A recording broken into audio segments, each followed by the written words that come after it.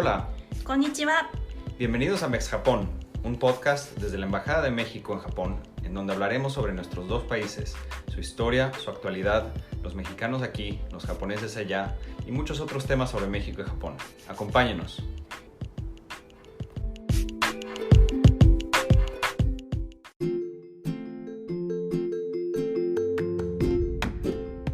Bienvenidos a este nuevo episodio de Mex Japón, el podcast desde la Embajada de México en Japón. Soy Emi Kameta, encargada de Asuntos Académicos, Ciencia y Tecnología y Cooperación Internacional de la Embajada. Les agradezco por acompañarnos y escucharnos. En esta ocasión tenemos como invitada a la doctora Alicia Girón, coordinadora del Programa Universitario de Estudios sobre Asia y África de la Universidad Nacional Autónoma de México desde el 2017. La doctora Girón es licenciada en Economía y maestra y doctora en Estudios Latinoamericanos por la Universidad Nacional Autónoma de México, la UNAM. Es tutora de los posgrados de Economía, Estudios Latinoamericanos y Ciencias de la Administración en esta Casa de Estudios de México. Es miembro del Sistema Nacional de Investigadores Nivel 3. Recibió en 2010 el Premio Universidad Nacional en el área de investigación en Ciencias Económico-Administrativas. Sus principales líneas de investigación son economía financiera, particularmente relacionadas con los ciclos económicos, crisis financieras, deudas soberanas y sistemas financieros. Ha incursionado en la economía del género y su relación con los circuitos financieros a nivel macro y microeconómico. Fue directora del Instituto de Investigaciones Económicas de la UNAM de 1994 a 2002. Fue coordinadora del Seminario Universitario de Estudios sobre Asia de la UNAM del 2014 al 2017. Fue editora de Problemas del Desarrollo, Revista Latinoamericana de Economía de 2010 a 2018. Asimismo, ha sido presidenta de la International Association for Feminist Economists de 2015 al 2016. Miembro del Alto Panel para el Empoderamiento Económico de las Mujeres de Naciones Unidas del 2016 al 2017. Ha coordinado más de 30 libros y ha participado con más de 100 capítulos y artículos en revistas nacionales e internacionales.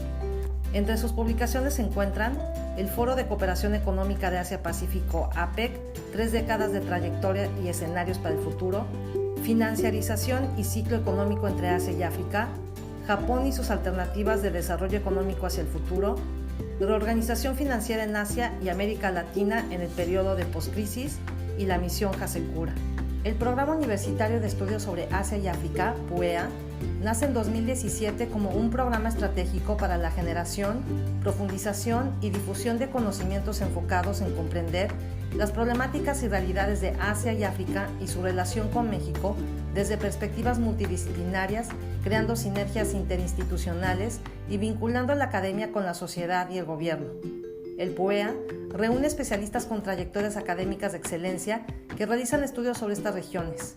Asimismo, el programa contribuye a la formación de redes de especialistas que colaboran en asesorar a stakeholders y gobiernos para ofrecer soluciones a problemáticas actuales.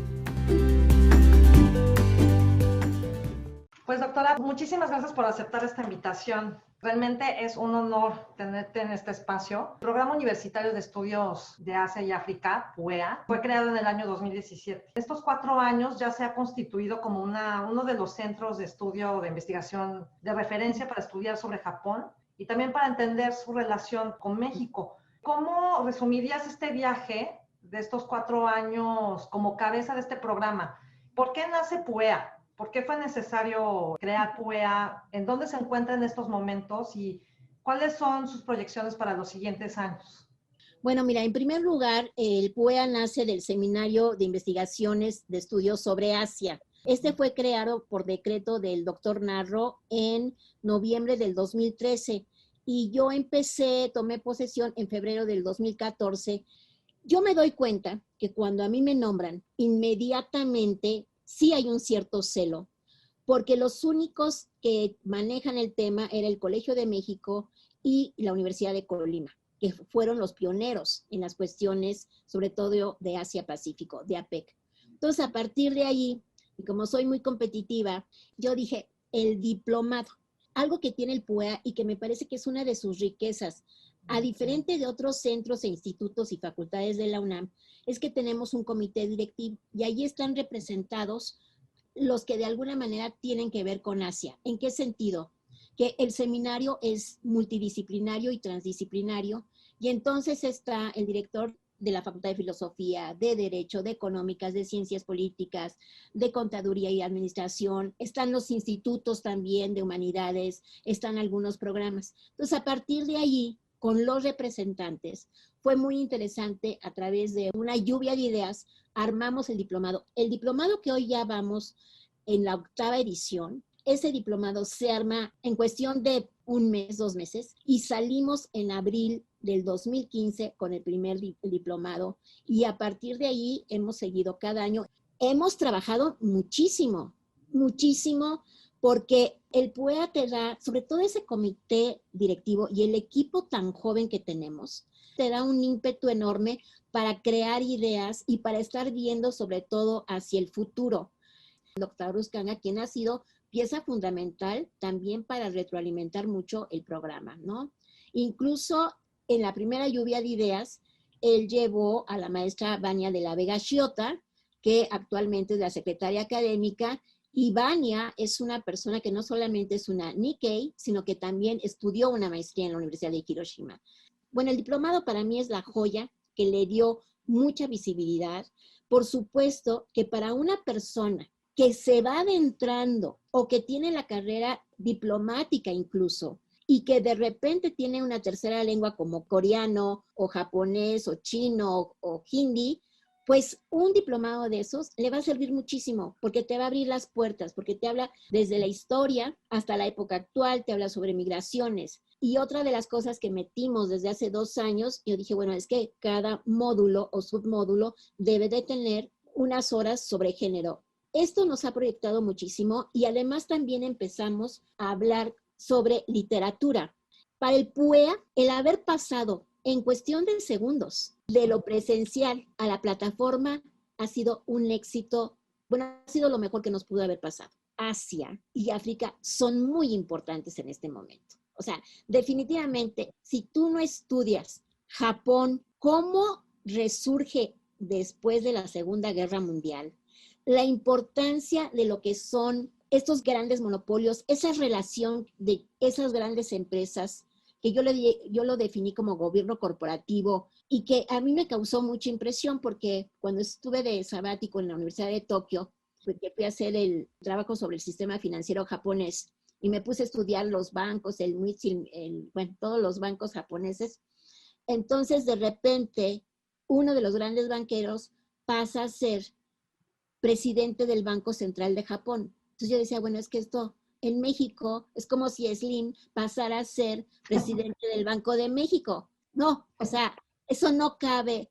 Sin embargo, esa articulación que ha habido en Japón, pero por una cultura que viene desde antes, desde hace muchos años, es lo que le permite a Japón ser muy fuerte antes de la Primera Guerra Mundial, y después toda su diversificación que hace de los terrenos, que ha sido muy criticada, pero el resurgimiento después de la Segunda Guerra Mundial es una gran enseñanza para nuestros países.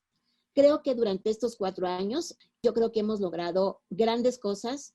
O sea, la verdad es que posicionarnos, incluso cuando hicimos el primer coloquio, que fue gracias a la ayuda que nos dio la Embajada de Japón a través de ustedes, que nos ayudaron con la agenda, haber visitado 10 universidades en 2 semanas, fue un viaje maratónico, pero el haberlos invitado a todos y convencerlos de que vinieran al primer coloquio de estudios japoneses fue un éxito. Y por supuesto, también fue un éxito este segundo coloquio, y haberlo hecho con la Universidad de Tokio, que es la universidad pareja de la UNAM, para mí ha sido un éxito. Sí se necesita ahora ver qué para los próximos 4 años, y allí sí se requiere hacer proyectos de investigación comparativos entre la Universidad de Tokio o la Universidad de Sofía o la Universidad de Hiroshima, pero diferentes universidades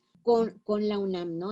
Doctora, ¿nos puedes contar un poquito el perfil de las personas que usualmente se acercan a la PUEA, que tienen particular interés en Japón? Por ejemplo, tú mencionaste el diplomado, creo que es una de las ofertas más interesantes que ofrece PUEA y que se ha realizado anualmente desde su creación. ¿Quiénes son los que toman este diplomado? Sí, esa pregunta es muy interesante porque principalmente es el público universitario joven que están o terminando una carrera o están estudiando un idioma japonés, chino, coreano y se acercan. Pero no, también hay muchas señoras que les interesa por cultura o que ya están retiradas, les interesa.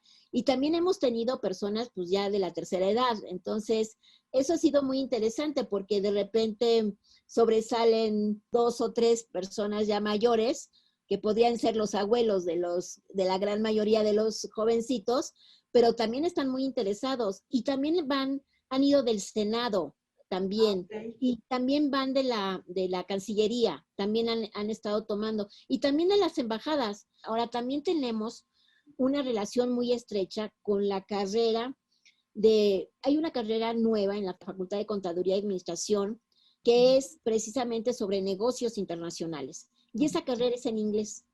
Entonces, para ellos también ha sido muy gratificante, pues, conocer nuestras actividades. Pero si me preguntas del diplomado, yo diría que todos pueden entrar, porque no es así como tienes que saber trigonometría para poder entender las ecuaciones diferenciales. No, está hecho de tal manera que tanto una persona con un nivel de prepa, quinto, sexto de prepa, hasta una persona ya formada con una especialización, un doctorado, pues le va a interesar. La parte de Japón está muy bien organizada, lo organiza la maestra Vania de la Vega Shota junto con el doctor Carlos Uscanga, y yo estaba viendo cómo van desde la historia, ¿verdad?, hasta la nueva era, tocan el tema de las migraciones, tocan el tema de género, robótica. Ahorita tú comentaste la cuestión de género y eso me lleva a la siguiente pregunta. Aparte de liderar PUEA, pues ha sido una importante vocal en la promoción de las economistas feministas y el empoderamiento económico de las mujeres. ¿Por qué es importante que las economistas mexicanas y japonesas pudieran tener una conexión mucho más directa? Fíjate que no se me había ocurrido, pero me has dado una gran idea, porque efectivamente yo creo que sería muy interesante que el grupo de mujeres economistas iniciáramos algunos conversatorios con las mujeres economistas de Japón o también de las ciencias sociales. Ha habido un encuentro, esto yo creo que fue hace, no sé si 5 o 6 años, de las Feminist Economists en Seúl, en Corea, en la Women's University de Seúl, y allí ellas hicieron, tanto las coreanas como las japonesas tuvieron varias mesas entre ellas, porque pues por lo que veo hay una relación muy estrecha cultural.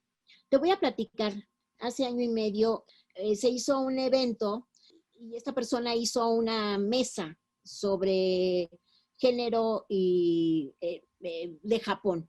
Y entonces yo tenía un trabajo que hice sobre las Global Gender Gap.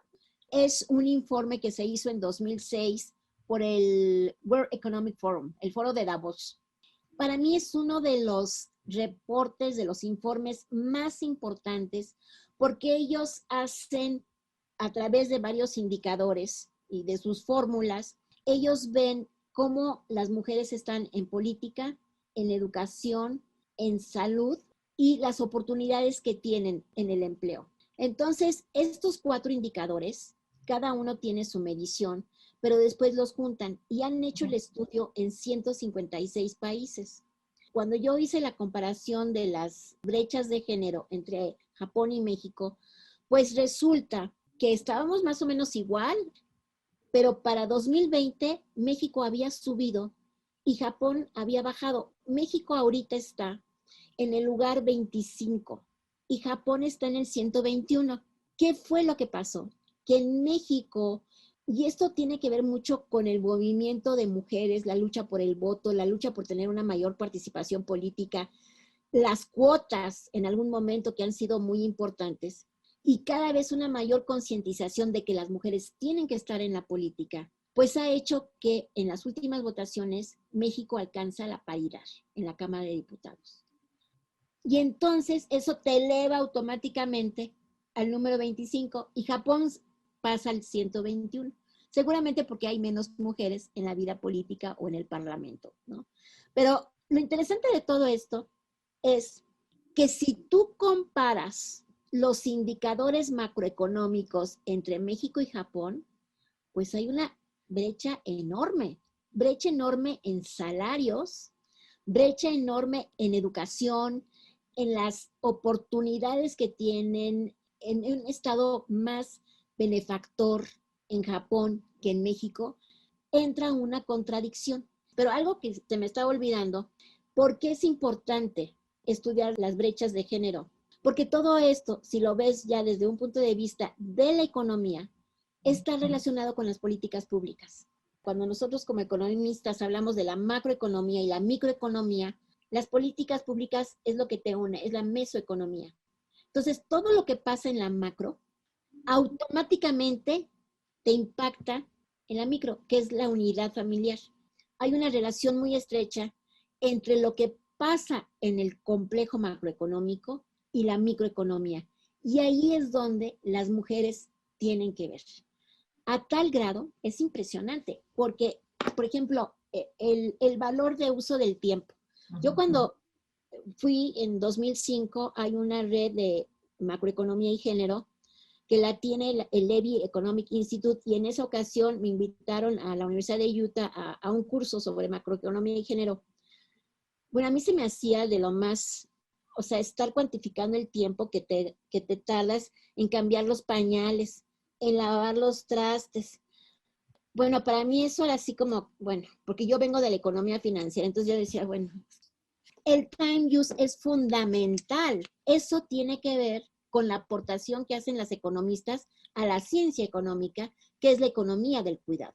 Y aquí es donde ves una brecha en todos los países, en las horas que se dedican al interior de la casa, allí cuando hay niños, cómo la mujer, a final de cuentas, así será una profesionista y tendrá el gran puesto, a final de cuentas, dedica más horas al trabajo de la casa que la pareja. Y esto tiene que ver con políticas públicas. Fíjate qué interesante. Totalmente. Tiene que ver con políticas públicas, porque si tú no tienes una guardería que te sientas libre de dejar a tu hijito en la guardería, sin que te crean un problema cultural de que estás abandonando a tu hijito o a tu hijita, es fundamental que el Estado tenga estos centros de cuidado, guarderías, pueden tener el nombre que sea, pero no solamente para los niños, también para los adultos mayores, porque se te enferma la mamá y tienes el niño y entonces la mamá tiene que correr, llevar al niño a las 8, porque lo tienes que llevar a la escuela, a las 12 sale y además llevar a la mamá al seguro por las medicinas. Entonces, todo eso impide realmente que las mujeres tengan una autonomía, y la autonomía, y aquí es donde ya hay dos conceptos, autonomía y empoderamiento económico, que a veces a mí me gustaba mucho empoderamiento económico y ahora me gusta más autonomía, pero bueno, independientemente de eso, es tan importante que una mujer tenga un ingreso y que decida con ese ingreso que tenga la libertad de disponer de ese ingreso como ella quiera. Y para tú tener esa posibilidad de tener un ingreso, tienes que tener a alguien que de alguna manera te ayude al cuidado de los niños. Y eso desde el punto de vista de la economía es la reproducción social, porque tú biológicamente lo que das cuando nace un niño es crear la fuerza de trabajo de esa nación. Y esa fuerza de trabajo, de ahí depende el desarrollo de un país. Entonces, todos estos cambios, el que no tengamos, al menos en México, y también en Japón, porque Japón, bueno, voy primero a México y después a Japón. O sea, el hecho de que en México no tengamos una seguridad para el cuidado de los niños es una desprotección también para el futuro de una nación. Y ahí es donde se gesta esos valores y esa fuerza de trabajo que en la medida en que esté más calificada tendrás un país más desarrollado. Ahora, por el otro lado, algo que también yo vi cuando estuve en la Universidad de Tokio, pues es que no había mujeres embarazadas. Entonces a mí se me hacía muy raro. Y ya al final, después de 6 meses, encontré a una persona que quería tener un bebé, pero que no podía porque no tenía, pero ya tenía el doctorado, el postdoc, y bueno, y entonces no podía porque si se casaba y si tenía un hijo, ¿con quién lo dejaba?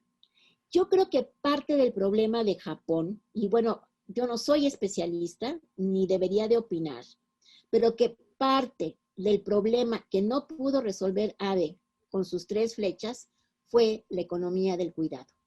Y la otra, yo creo que también tiene que ver, y hay que decirlo un poquito, que a veces ahora me cuesta trabajo porque yo veo que no haya mucha inversión, es la educación. Y la mejor manera que también descubrió el Banco Mundial para detener que hubiera tantos niños y que se reprodujera cada vez más la pobreza fue educar a las mujeres y además que entraran a trabajar. Y por eso, cuando estuve en el alto panel para el empoderamiento de las mujeres que creó Ban Ki-moon en 2017, pues uno de los ejes, de los drivers más importantes es la inclusión financiera y digital, y otro que para mí es sumamente importante es la economía del cuidado. Y esto tiene que ver con políticas públicas. Bueno, acabamos de iniciar un curso sobre género, economía y cultura y ha sido muy interesante. Para cerrar esta plática, quisiera preguntarte, ¿qué libros recomendarías a la audiencia, ya sea como introducción o para profundizar sus conocimientos sobre Japón o Asia, o la relación bilateral México-Japón? Hay un libro que lo acabo de leer y es el de Gender, Nation and State in Modern Japan. Yo creo que es, si realmente queremos entender lo que es Japón, y sobre todo que trata de la condición de las mujeres, pero más allá que eso, yo creo que es muy importante leerlo. Después, otro libro en español que yo recomendaría, y lo tengo aquí a la mano, es el de La Misión Hasekura. Es un libro buenísimo. Déjame decirte que es el último ejemplar que hay, pero ya está en acceso abierto en la página del PUEA. Quien llevó todo esto fue el doctor Carlos Uscanga junto con la Aurelia Vargas, y es un libro muy bonito y trae muchos temas. Y tenemos otro libro que me parece también fundamental, que es el de Yukio Mishima. No, excelente, que es el libro que sí es su vida y me parece que es muy importante. ¿En dónde podemos encontrar en las redes sociales lo que realiza PUEA, seguirte a ti, tus publicaciones? ¿Hay un sitio de internet, Twitter, Facebook, en donde los podamos seguir? Sí, por supuesto. El de la página electrónica es puea.unam.mx. Y al entrar a la página, ahí está el Facebook, Twitter, YouTube y el Instagram. Y también está un correo. Entonces, allí también ustedes pueden, pues, ver todo, o sea, o comunicarse con nosotros por correo. Aquí voy a entrar al programa del Diplomado en Estudios sobre Asia y un poco para ver si se animan. Yo creo que todavía podemos recibir inscritos. Podemos recibir inscritos, ¿por qué? Porque se van grabando.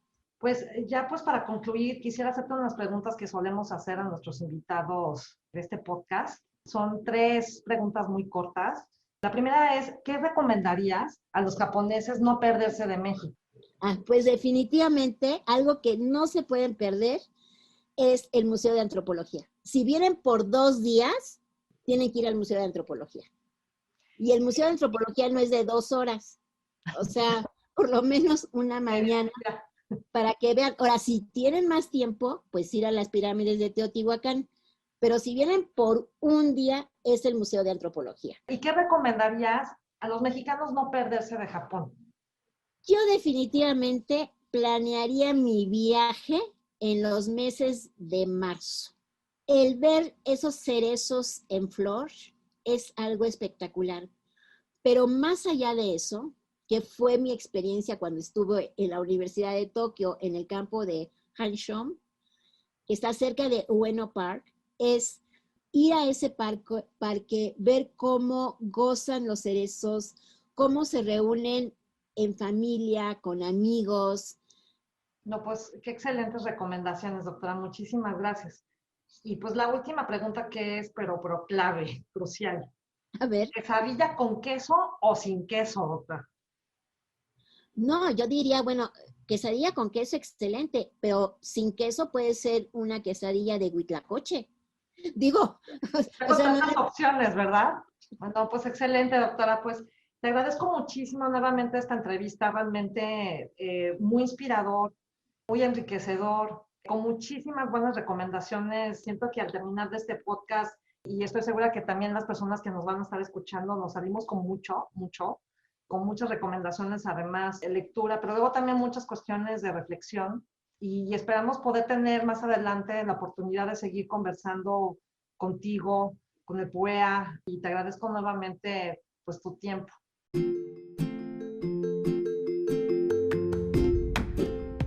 Muchísimas gracias nuevamente, doctora, por esta conversación tan enriquecedora.